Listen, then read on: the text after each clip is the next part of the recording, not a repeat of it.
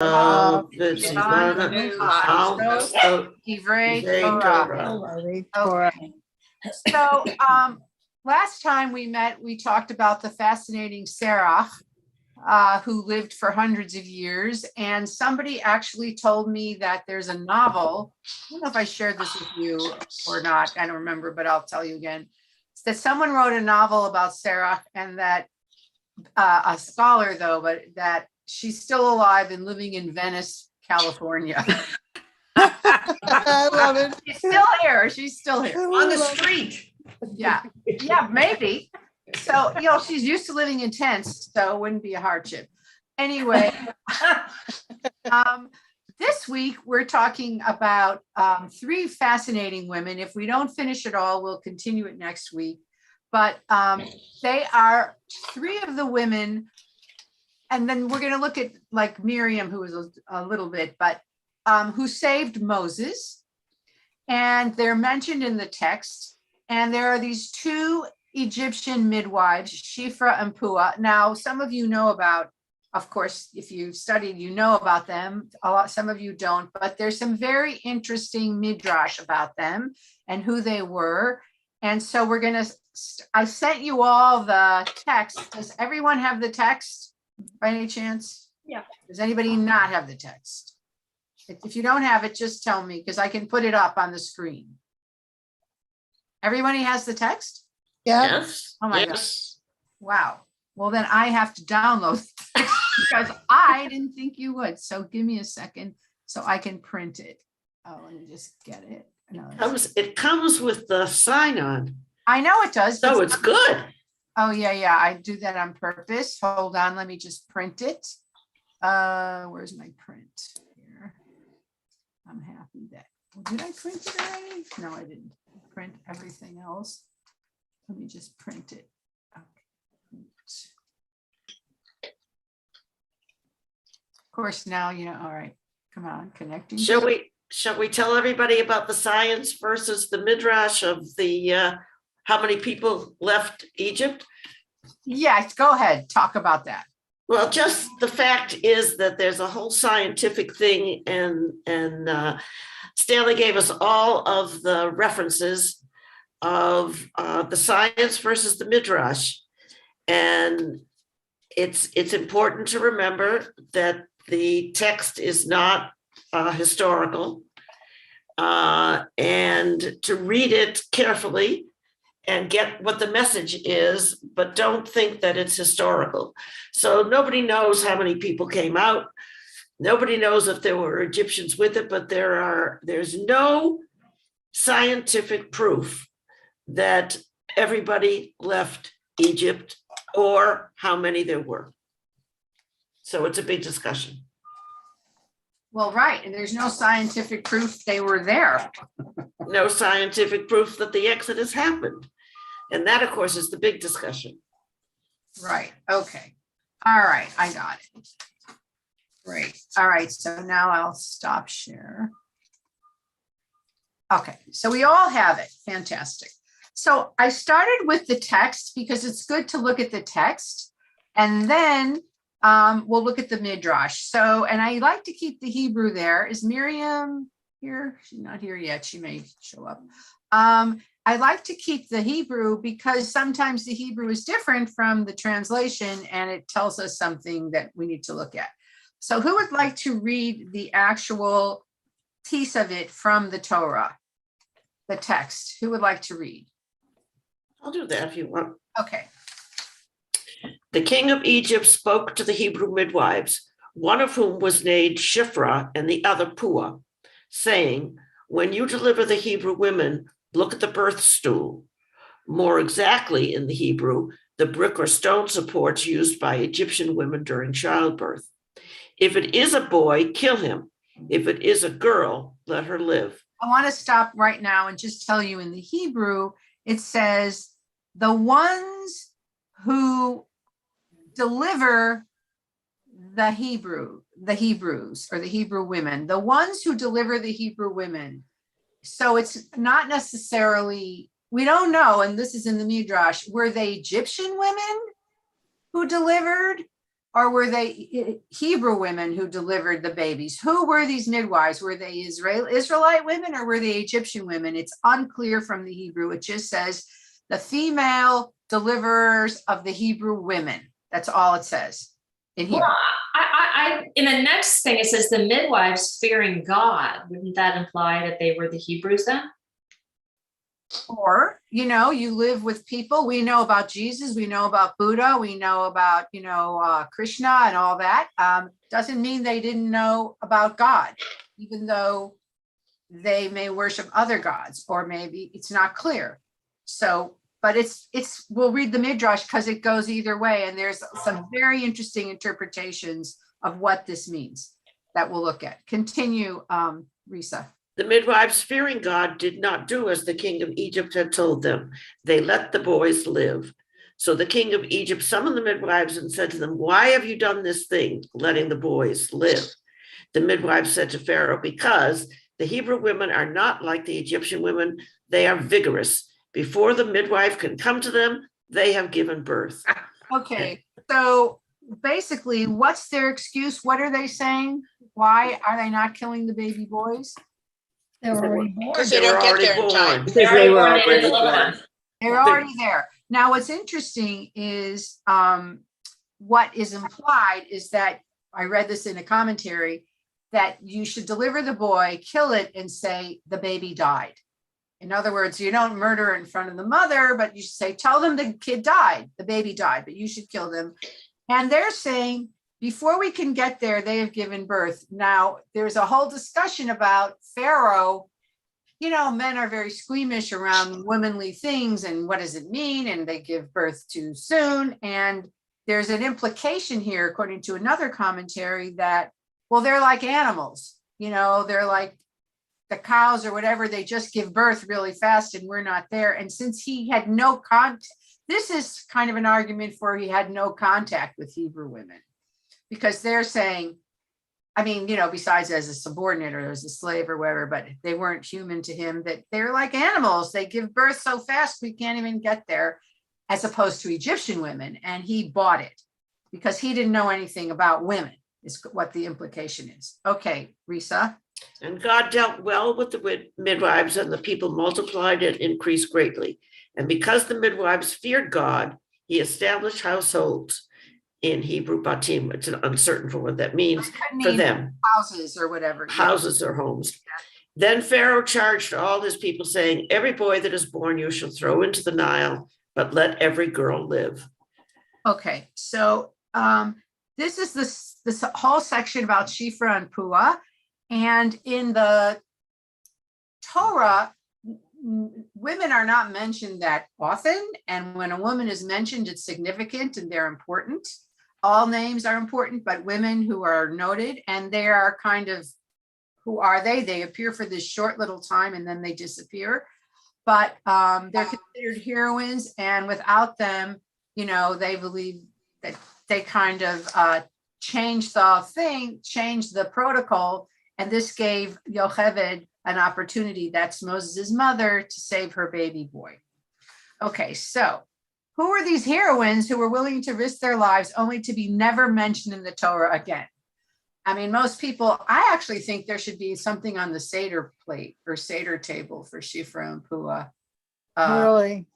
It would be interesting, right? What would it be? We were going to do Egg. an egg. There's already an I egg. already have the egg. But another egg. Yeah, an A egg. golden egg.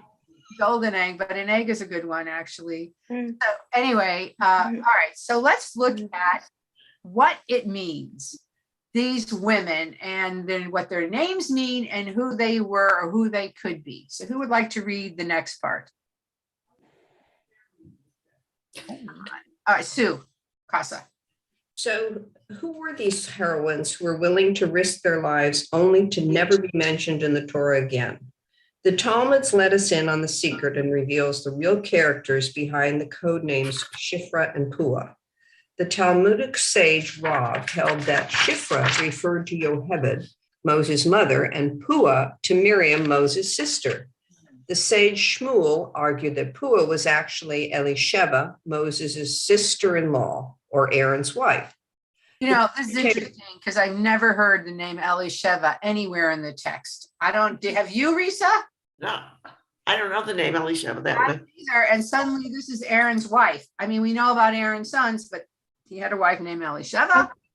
Susan, I saw it as a midrash in Etz Chaim. Yeah. Sheva, because she was like a daughter of Aminadab, as was Nachshon, who walked into the sea. So that's in the commentary for the midrash. That's who Elisheva. So she was Aminadab's daughter. And her brother was Nachshon, who walked into was the first to go into the sea, and she was Aaron's wife. Is that what it says? Yes. Yeah. No, Aaron's sister-in-law. Great. Moses' sister-in-law. Moses' sister-in-law. Okay. So Nachshon, for those who don't know, when the Israelites and this is actually this week's Torah portion, it doesn't mention him, but the parting of the sea is in this week's Torah portion. This week is called Shabbat Shira, which means the song of the Shabbat of the song of the sea, because there's the beautiful song with Mi Chamocha in it this week, where they sing, joyous thanks after they cross the sea, the Red Sea, where it parts. But no one would take the first step into the water. It didn't part immediately. And Nachshon, son of Aminadab, he was a prince, one of the chieftains, and he walked up to the sea, and Moses had spread his arms out as God said, and nothing happened. This is a midrash. And then he went up to his ankles and up to his knees and up to his chest. And finally, when the water got to his chin, the seas parted. So this idea that I've talked about, that you have to participate in your own miracle. You can't just wait for the miracle to happen. You must be part of your own miracle and then think the results. You'll get the results. So what Susan Ehrlich was saying is she read the midrash so Nachshon's sister was Elisheva, and she married Moses' brother, Aaron, who became the first high priest. So the Kohen. Okay, so they're saying that Shifra was Yocheved, Moses' mother, and Puah was Miriam. So I've read midrash that Miriam was 5 years old when Moses was born. So I don't know how she could be a midwife. But this is, in many places, I think Rashi says that. He believes that. So continue, Sue. The commentator Rashi takes the view of Rav and explains the mystery behind the names themselves. The name Shifra, he says, translates as improvement, a reference to the way that Yocheved would improve the newborns by cleaning them and straightening their limbs. Puah means cooing, a reference to how Miriam would coo to the babies and soothe them. Well, I suppose she was 5, she could do that. Yeah, but where does this come from? Yeah. Where does any of the midrash come from? I mean, I love it. But, they like, oh, yeah, she straightened their limbs, and that's why we know it was Yocheved. And I love that these men sit around and come up with great theories. It's all men, but they're interesting, but it also tells you these rabbis and Rashi really don't want to give the Egyptians any credit. They don't really want to say, oh, there could have been good Egyptians. And yet we know in the text that Egyptians did, according to the Torah, not to science, some of them left with the Israelites. Some of them identified with them and sympathized with them. So why couldn't these women be, righteous Gentiles, which we know exist? And there are some rabbis here, we'll see, who actually believe that. So far, they could be Moses's mother and sister are a possibility. Okay, so now there's more questions, because how could 2 women deliver all the Israelite babies? How is that even? So who would like to read about this part? Okay. Leslie. A numbers game. So just how many midwives were there? Let's take a step back. 66 Jewish males descended to Egypt, along with many women. The commentaries tell us that at that point in history, all Jewish mothers were having sextuplets. Yeah. Isn't that fun? Okay. Bring it on. Oh my Okay. God. Go ahead. So that would mean that there was a population boom among the Jewish nation at that time. Their numbers were increasing so dramatically that Pharaoh feared that soon be strong enough to wage war against his country. So this is kind of like the Midrash, as we say, fills in the blanks. So they're asking, why was Pharaoh, the new Pharaoh, so fearful of the Israelites? Because all the women were having sextuplets, and that's how they multiplied so fast. I know, I love Merle's face. It's like, oy, it's great though. It's fantastic. Okay, keep going. So how did they do it? That is a good question, huh? How did two midwives, one of them may be 5 years old, single-handedly deliver every baby from every mother? Most commentaries offer a simple answer. There were, in fact, many midwives, up to 500 of them. Shifa and Puah were merely the ones in charge of all other midwives. Hence, they were the ones Pharaoh addressed. So these were the chief midwives. This is a possible answer, which makes sense, because why did he only talk to 2? Why didn't he call all the midwives together? Why did he call all the midwives together? Because these were the senior women. And so there was a hierarchy. And we know in Egypt, there was a hierarchy of all different levels. So that makes sense too. Okay. Plus, he wouldn't want to talk, this is women's work. He wouldn't want to talk about it with too many people. Exactly. We Exactly. wouldn't want to give women credit is No. part of it. Well, may I ask a question? It has something to do with this, but when did Cleopatra live during this time? So Cleopatra lived in like 50 BCE. So it would be like 1,000 years later. Oh, darn it. And If only 66 males went down to Egypt, how long, this is a test on the, how long would it take for there to be 500 midwives? no, these are Egyptian. The Egyptians. Oh, so they were not Jewish midwives. We don't know, but we're saying, Okay. yeah, well, if everybody's But having, the sentence isn't very clear because it says then Shifra and Puah. Oh, but we still don't know if they're Jewish or not, Shifra and Puah. well, okay, but it was 400 years later. So 400 years, sextuplets. A lot of babies. Susan, you could interpret sextuplets as 6 children. Having, You're right. not uncommon for women to have, and they're still having in the Orthodox community 6 children. You're absolutely right. So in that case, if they each had 6 children and they had 6 children, et cetera, it could. It's a lot of kids. Yes. Like, Absolutely, right, Susan. Thank you for that. Okay, who is reading? Okay, Susan Ehrlich, why don't you read? Yeah, Rashi neglects to mention. Okay, and Rashi neglects to mention this position and speaks about Shifra and Puah as if they were the only midwives in Egypt, which would be impossible. What is even more mind-boggling is the possibility that the midwives weren't necessary at all. As the midwives tell Pharaoh, the Hebrew women are not like the Egyptians. He's right about that. They know how to deliver. They can give birth before a midwife even gets to them. We know that this wasn't merely an excuse the midwives gave to throw Pharaoh off, because Pharaoh could have easily verified their assertion. Yeah, but would he? This, by the way, I like that they question this because this is from a Chabad website.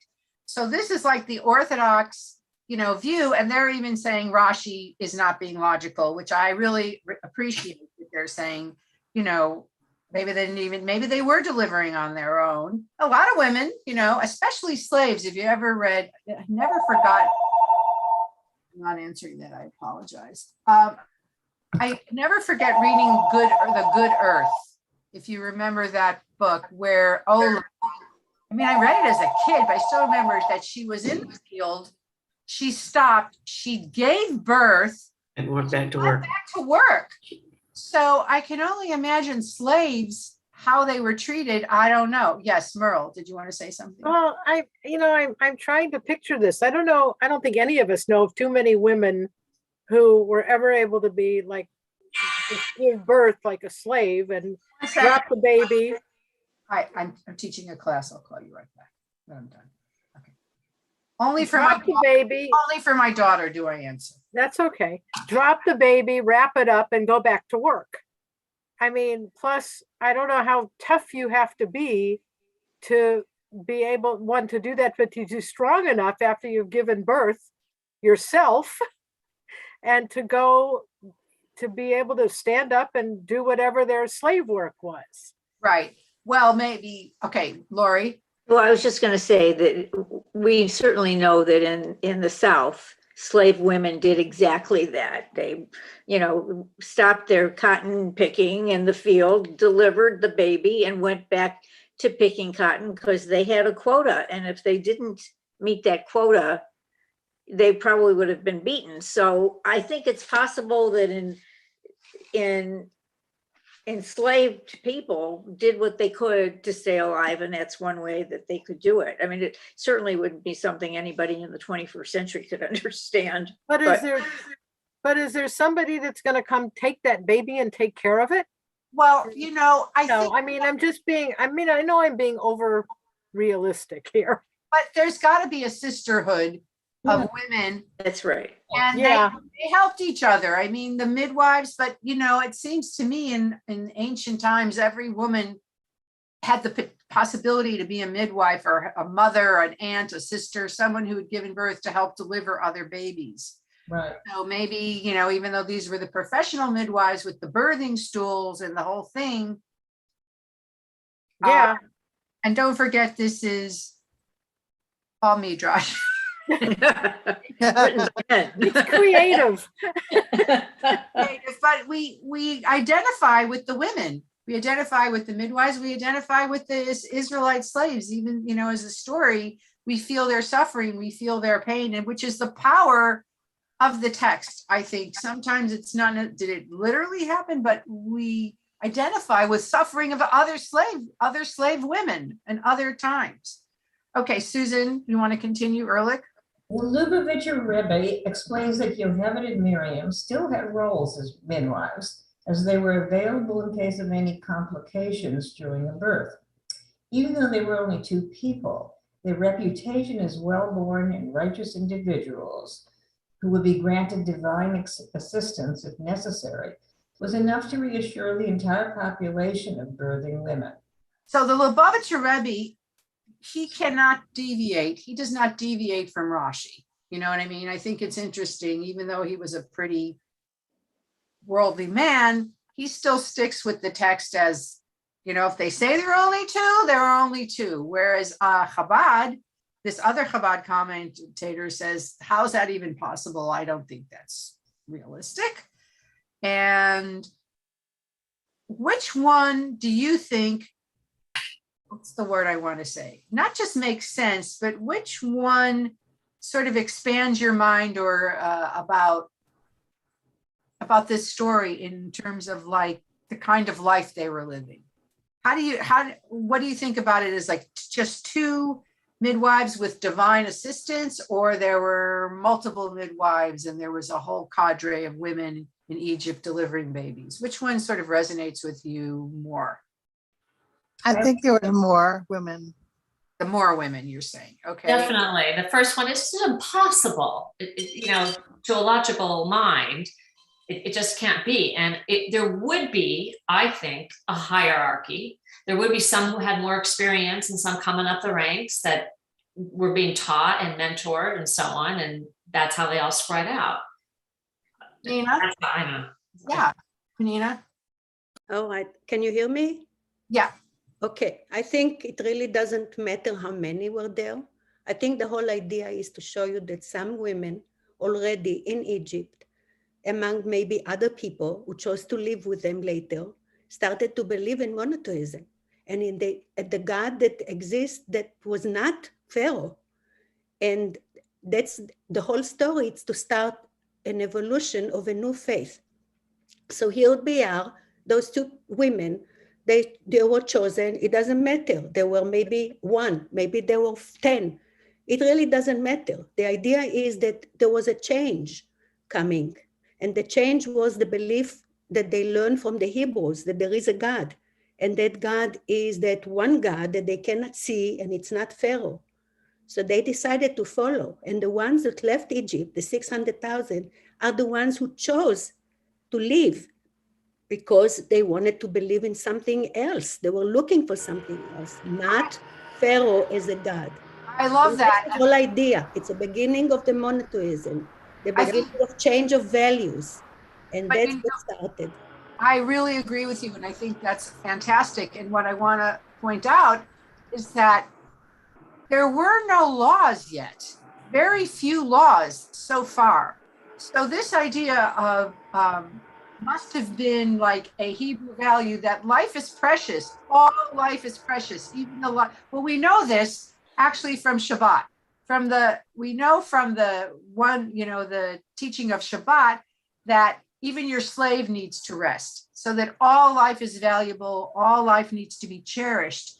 And that these women, because we didn't even get to that part, like who were they, but this is the first mention in the Torah, or I think anywhere really, but of civil disobedience, where these these poor women who really had no power disobeyed the Pharaoh, which is God and the most powerful being in their world.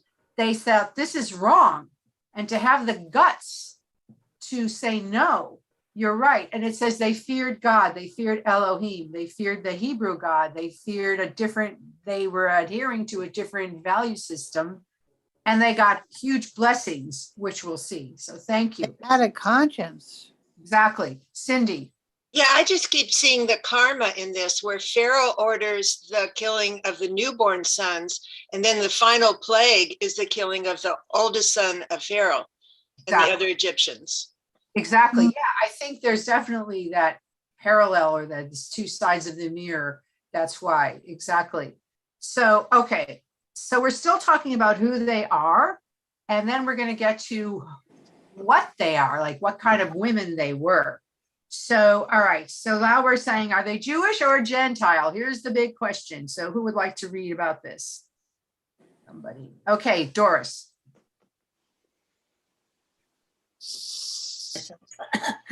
What may not be known as whether Shifra and Puah were in fact Israelites. The verse says, the king of Egypt spoke to the Maya. I'll say it for you. Milyaldot ha'ivriot, which means whom was named Shifra. means the giving the women who helped the Hebrew women give birth. That's all it says. Go ahead. The debate here is whether Mialot ha'ivriot is translated as the Hebrew midwives or the midwives of Hebrews. As mentioned before, we typically think of them as Jewish women because Rashi says they are Yocheved and Miriam. In addition, both Targum Onkelos, the Aramaic translation of Torah, and Targum Yerushalmi, another Aramaic edition of the Torah, translates the verse as its straightforward meaning, Hebrew midwives. Keep going. Some commentaries question the stance and feel it doesn't fit with the context of the story. Rabbi Yehuda Hasid, Judah ben Samuel, believed that Shifra and Puah were actually righteous converts, as it wouldn't make sense that Pharaoh would ask two Jewish women to kill members of their own faith and family. The medieval Midrashic anthology Yalkut Shimoni names Shifra and Puah in a list of righteous converts, further supporting the notion that they were indeed Egyptians at first. So they converted. So that's an sounds like what Panina was saying, that they converted. Am I right? Yeah, Panina. Well, you're saying that it's not really a conversion. It's just a movement that started among the people themselves, Jews and non-Jews. But conversion at that time, what was conversion? Yeah. You just said, I want to believe. It's a modern word. Yeah, it's a modern word. I think you can just I feel like the Muslim conversion is probably the way the ancient world was, which is just, they said, I believe in Allah and Muhammad is his prophet. That's it. You're converted. Are we even a religion at this point? I'm sorry, what? Are we even a religion at this point? So there's no conversion. That came later. If you, one You second. gotta get the Torah first. One second, Donna. Yeah, but if you look at Mm.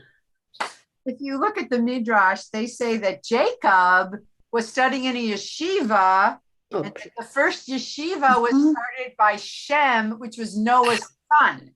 Noah's son, Noah, in the ark, because Shem, we are descended, we're called Semites, Right, doesn't because show. we're descended from Shem, Shem. which is one of three of Noah's sons. He had three sons. Shem are us, supposedly. I mean, but they say there was a yeshiva. Shem had a yeshiva. So if you're gonna, I mean, I gotta tell you, if you've ever been to Nazareth, there's a church there of, I guess I don't know, it's the church about the baby Jesus and Mary. And if you've been Of there, the Holy Sepulchre. no, that's in Oh, that's Jerusalem. Oh, that's not I'm sorry, that's in I Jerusalem. still remember this from like 30 years ago. And there were incredible stained glass windows from different communities all over the world, Catholic communities. And in each one was Jesus and his Mary and baby Jesus.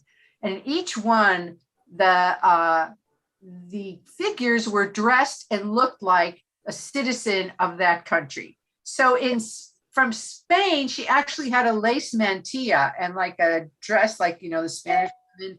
From Africa, he was, dark skin, brown skin. Everyone saw Jesus and Mary as in the image of themselves.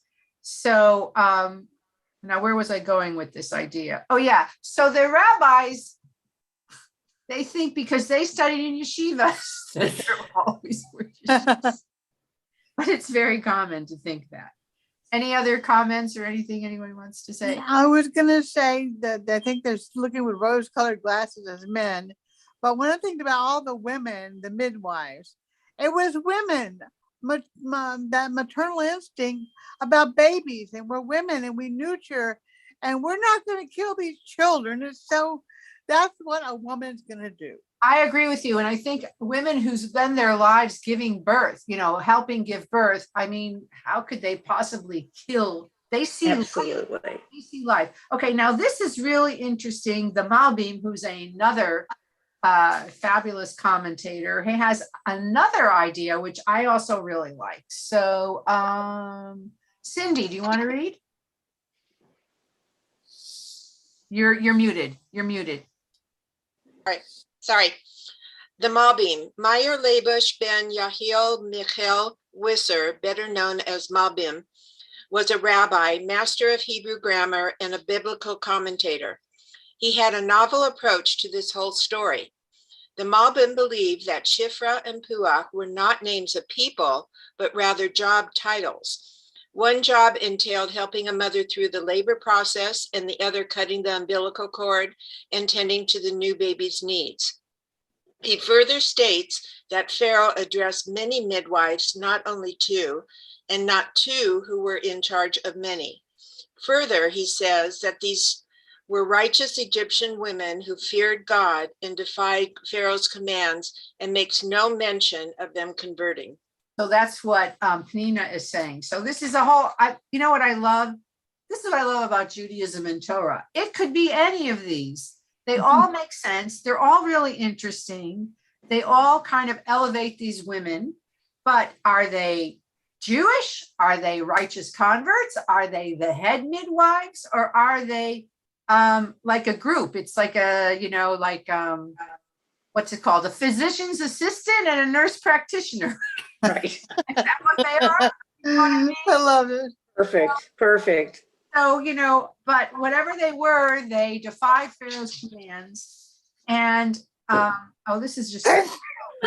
Question here that's been stewing for a couple minutes. Yes. A couple of the commentators say they feared God, so they defied Pharaoh. But I wonder if it's less that they feared a God that they didn't really know, that it was sort of a new concept, or if it was really more of sisterhood. As you said a couple minutes ago, they helped women bring life into the world. They're not going to go kill people. Well, the word is, because I think this is written with the sense of, well, they must be fearing God because that's what they're that's, this is the beginnings of the religion and so on, and monotheism. But if that, that's just some commentator looking back on it, I just question it. And I wonder if that had anything to do with it at all. Well, I'm sure it did. And the word fear is also translated, it's a word that's tricky. It also means in awe. They were in awe. So, but I think I would look at it as not like fearing God, meaning that they're going to get punished, but sort of honoring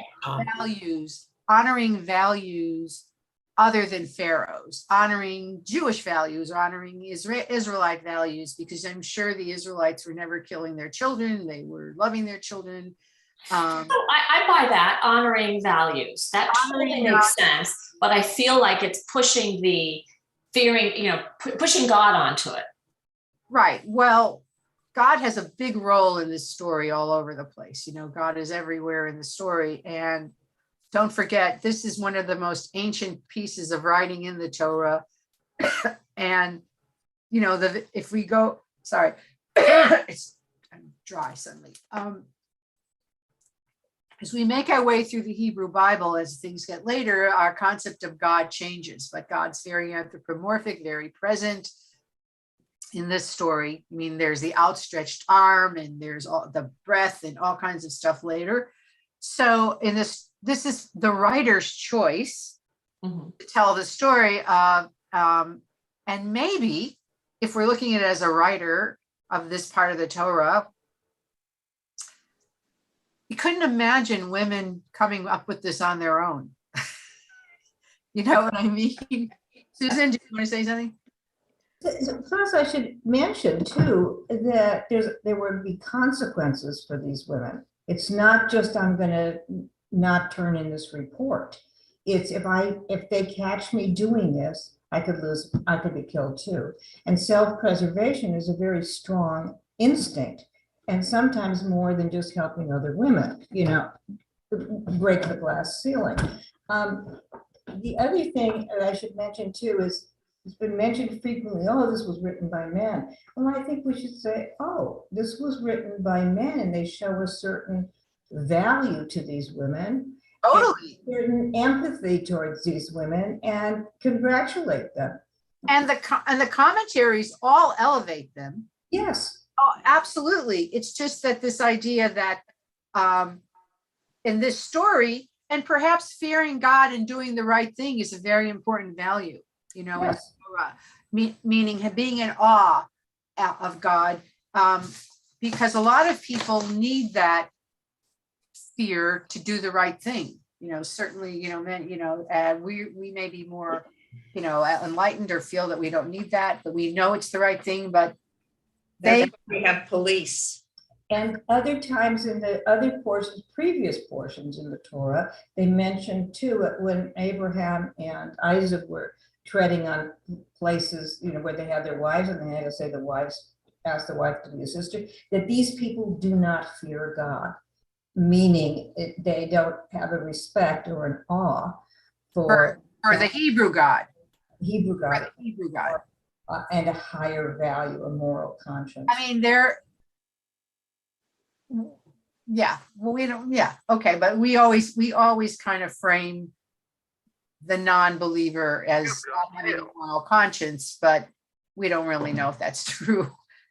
I mean, other religions may have it, but certainly this Pharaoh didn't, this society didn't, the way they were treating the slaves was horrible. And if we look at this thing where it says God dealt well with the midwives and the people multiplied and increased greatly. So God, the idea is they stepped up and did the right thing, and they were rewarded. And how were they rewarded? That they each had households with lots of children of their own. And if we're saying, and we'll look at this later, they were Yocheved and Miriam, well, Yocheved's household had Moses in it, who saved the people, and Miriam, we don't know about her children, but her family were high priests. Miriam, actually Yocheved, her one son was Moses and the other was Aaron. So this is like the highest level you could get. And Miriam was a prophet in her own right. So that was kind of her blessing. If it's Miriam and Yocheved. But even if it isn't, it says that these women were blessed. So these are holy women who risked their lives, as Susan said, to save Hebrew babies. Now, wait, where is it? I just turned my thing around. All right, where are we? One page 3, 4, 5. Okay. There was a beautiful little folk tale that I just wanted to read. It's the Baal Shem Tov, who's the head of the Hasidic, he started the Hasidic movement. And even though this has nothing to do with these women, I thought it was beautiful. And so it has to do with women and men. So I thought we should read this. So who would like to read this beautiful story? Okay, Merle. You're muted though. Merle, you're muted. Okay, better now. Helping another Jew. The following story illustrates the importance of helping Jewish mothers as it was revealed to the Baal Shem Tov.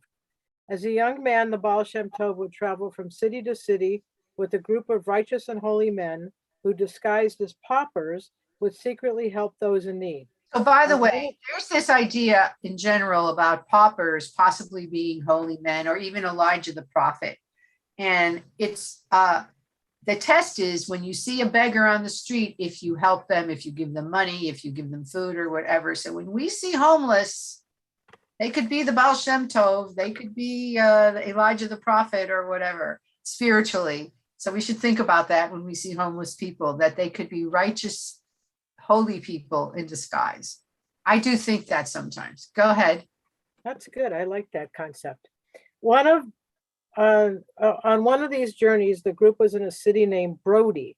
While there, the Baal Shem Tov saw a poor man bent under his load, but with a bright holy light radiating from his face. Okay, that's another concept in the Hasidic world, and goodness radiates from people. Have you ever met someone who radiated light or goodness in your life? I mean, I have rarely, but I see that. Have you ever seen someone who there's just this light coming out of them? I don't know if it's They beam. What? They beam. They beam, but I don't even mean that. I mean, their energy is just so full of kindness that you're kind of changed in a way. Anybody ever have that experience? I've had that. Yes. Oh, Nan, yeah. Nan, who was that? Come on, say who it was. Unmute. Unmute. I said it. Okay. Yeah. Who was it? Okay, don't laugh. Promise you won't laugh. My dance teacher. How so? He is so good. Everything about him is good. He validates his environment, and he just has not got an untoward bone in his whole body. I don't think he's ever had an ill thought. And how does he make you feel? Like I can do anything and anything I do is fine. I think anyone else have someone like that they ever experienced? I think everyone's grandchildren. Your grandchildren. Everybody's grandchildren. Oh, for sure. But our older granddaughter, who has a friend who was diagnosed with childhood diabetes, and Gabby, understanding diabetes because of me, how she has helped this other child over the last 5 or 6 years get through her issues when her mother isn't around. Beautiful. It's pretty amazing to watch, and there have been times when I've seen it and I've let her deal with it. And I guess my beaming from her is that I cry from it. Okay, let's continue. Because I So want to do the story. Go ahead. This simple man was the laughingstock of the city because of his love for goat milk. And when people would catch sight of him, they would call out in laughter, Herschel Zieg trag gesund. Herschel, goatman, carry your load in health. The Baal Shem Tov inquired in the town as to who this Herschel goatman was. He was told that Herschel was a simple man, a widower of 10 years, with 2 sons currently learning in yeshiva. He earned his keep as a porter using all the prophets to provide for his 4 goats. The Baal Shem Tov requested from on high that he learn the secret of the shining of Herschel Goatman, who shone as bright as the day Moses descended with the Torah for the Jewish people. But heaven was not forthcoming with the answer, so the Baal Shem Tov fasted and wept for 3 holy days until heaven finally revealed the mystery behind Herschel Goatman. Okay, so let's stop.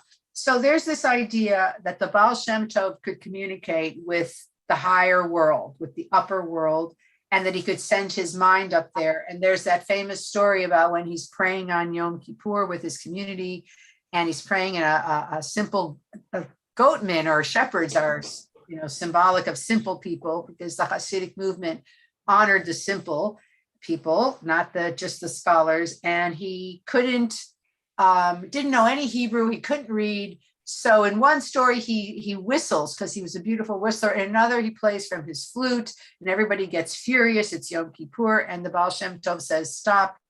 I was praying and praying, and the gates of heaven were not opening to our prayers. But now this pure, simple, prayer of music from this illiterate man has opened the heavenly gates for all of us." So there's this idea that he could connect. Also, if you look in the text, Moses, when he came down from Mount Sinai, had this rays of light surrounding him, like, it could be a halo or whatever. And the word in Hebrew, Karen, can be translated either as rays or as horns. And that's where the mistranslation made Christians think Jews had horns, from this idea of these rays of light coming out of Moses.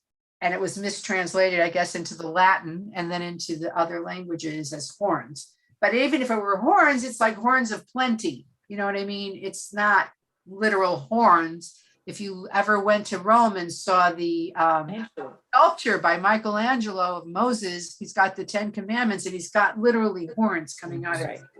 So also, and one other fact that's really interesting is after Moses came down, he always had to wear a veil over his face, except when he was communicating with God or giving a message. He wore a veil because the light was so bright, it was blinding. And so he was actually, I think, a very lonely figure because he couldn't really, socialize or be with people. So this is the light that's coming out of this goat man. And the Baal Shem Tov saying, what is it about him? I need to know. This is like an angel, a holy person. Okay, who wants to finish the story? Who hasn't read? Stacy, do you want to read? You're muted.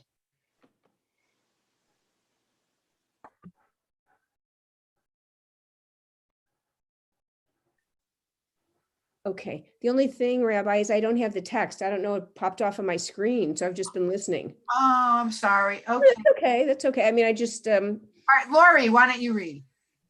Okay. On the third day. On the third day of his fast, after the Mincha services, the Baal Shem Tov met Herschel and asked for an invitation to his house. Herschel was more than excited to accept and led him back to his home, offering a glass of milk free of charge. Then Herschel began telling his story. 10 years ago, I lost my wife. She was always very generous to people, constantly visiting the sick and tending to the needs of new mothers. During the mourning period, my wife appeared to me in a dream and told me of the great reward that awaited her for her charitable acts. She said, Herschel, I had heard a lot from the Magidim about the trials and tribulations that await us in the next world.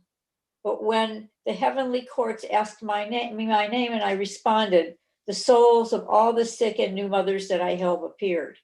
They pleaded on something's in my way here. They pleaded on my behalf before the heavenly throne, and I was granted Gan Eden paradise. Nice. Now, Herschel, heed my advice and do as I did, and you will be greatly rewarded. You want me to go on? Yeah. Since then, said Herschel, I purchased 4 goats and have lovingly cared for them in order to produce milk, which I give to the sickly and new mothers. all of whom have healed from it. My wife came to me in a dream last night and said that if I meet a poor man after Mincha who asks something from me, I should invite him in and offer him a glass of milk, because through him I will merit eternal salvation. After learning the secret of the simple yet great man, Baal Shem Tov took Herschel under his wing, and he learned and grew into a hidden tzaddik, helping thousands throughout his travels. Such a beautiful story, because it really reflects all of the views of the Kabbalists and the Hasidim in this one simple tale, which is that, you know, you go before a heavenly court, that good deeds are merited and rewarded by God and the angels, that souls that you help appear on your behalf. So beautiful. I mean, if only. I love it. We don't know. And that you should do good deeds. And then dreams give you messages from the next world. Dreams are very big in so many. I was just reading Isaac Bashevis Singer's stories. I'm in a group and we read them. And again, he takes that whole idea of dreams being messages and giving you messages from the next world. And a hidden tzaddik is a reference to this idea that in every generation, there are 36 hidden tzaddiks, hidden righteous people. And because of them, the world is not destroyed. Because of their goodness, the world is not destroyed, and that they don't even know it, that they are the tzaddikim, that they are, but their goodness helps thousands through his travels. So I love that there's this Hasidic tale about how helping pregnant women and sickly women and women giving birth and, you know, merits such an amazing reward. So I think it's very beautiful. And, you know, it's kind of like the midwives were doing that, you know, by saving lives. They were also meriting the next world in this Hasidic vision. And you can see how attractive it is. It's so attractive, right? This way to look at the world and to look at life. I mean, it's very comforting. It's very beautiful. And it tells you that everything you do makes a difference. And I have one question. First of all, that's the first thing I thought of, the hidden tzaddik. But there's a Hebrew name, was it Lamed? Lamed Vav, which Lamed Vav. means 36. Right. So Yeah. that's what I was. I call it Lamed Vavnik or whatever, but Yeah. Lamed is the letter Lamed is worth 30 and Vav is 6. So it's the 36. And we know 36 is twice 18 and 18 is high. So it's like double life. Life, I always say 36 is life for you and life for the person that you help or that you think. So I think this is so beautiful. I think we're going to just stop here and we're going to go on to Yocheved and her, because she has all kinds of midrashim about her and that she lived. This is another Serach story where she went into Egypt and she left Egypt, and that she even outlived her son Moses, according to the Midrash. So we'll read about her next week. So keep this, but I will post it again for our next time in case you misplace it or whatever. So yeah. Thank you, Rabbi. About your Baal Shem Tov story in this. Herschel gives milk, and that's what women do who give. So there's a kind of circle to that. Oh, you're right. I love that. You're absolutely right. I mean, the thing that he gives of Baal Shem Tov says, if you meet this man, give him a glass of milk. So it's like nurture the man, or the milk has power, because it's not the milk, but it's the intention behind things that give it power. Whenever we do a good deed, it's not only what we do that changes people, but it's our intention, our goodness. So let me maybe all receive goodness and be filled with goodness this coming week. Yes. And I want to wish you. I just want to mention that Sisterhood's doing a Tu B'Shvat Zoom on the 20th. We already have 80 people registered, and you'll learn for your family tree how to do an ethical will to leave to others in your family. Oh, thank you. Thank you. All right. Well, we'll all be at that as well. So everybody, Shabbat Shalom. And Shabbat Shalom. Shabbat Shalom. This was really great. I love this. Thank Thank you you, so Rabbi. much. Thank you. This was wonderful. Answer my questions so much. Thank you. See you in 2 weeks. Thank you. Stacy, Yes. I just want to point out to you that when you get the Wilshire Weekly, it gives the Zoom connection for this class, and it also gives the notes. So we all have them printed out before. Thank you for mentioning that. I will do that. Now, are those notes for like the whole series or? No. She changes them for every class, but she just said that she's going to use these notes again. So if you go, she'll post them again. But if you just go to the Wilshire Weekly where it says the advertising for the class, you have to click twice. One to reserve your place and one to be able to print it. Okay. Thank you. Have a good week, Risa, and hi, Panina, You too, and bye, Donna. everybody.